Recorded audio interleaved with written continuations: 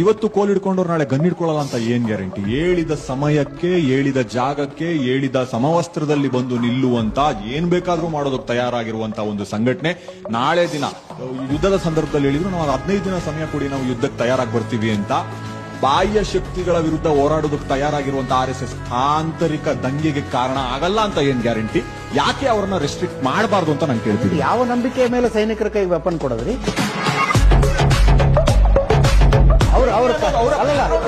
ಒಂದ್ ನಿಮಿಷ ದಯವಿಟ್ಟು ಮಧ್ಯದಲ್ಲಿ ಮಾತಾಡ್ಬಿಡಿ.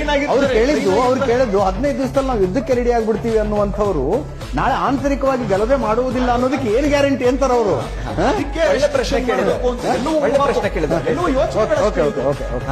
ಒಳ್ಳೆ ಪ್ರಶ್ನೆ ಕೇಳಿದ್ದಾರೆ ತಾವು ಕಾಂಗ್ರೆಸ್ ಕಾರ್ಯಕರ್ತರು ಅಂತ ಹೇಳಿದ್ರಿ.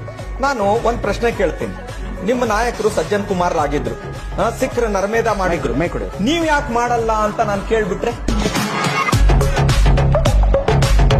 ನಿಮ್ದೇ ನಾಯಕರಾಗಿದ್ರಪ್ಪ ಇಂದಿರಾ ಗಾಂಧಿ ಅವರು ಎಮರ್ಜೆನ್ಸಿ ಹೇರಿದ್ರು ಸಂವಿಧಾನನ ಸಸ್ಪೆಂಡ್ ಮಾಡಿ. ನೀವ್ ಯಾಕೆ ಮಾಡಲ್ಲ ಅಂತ ನಾನು ಕೇಳಿದ್ರೆ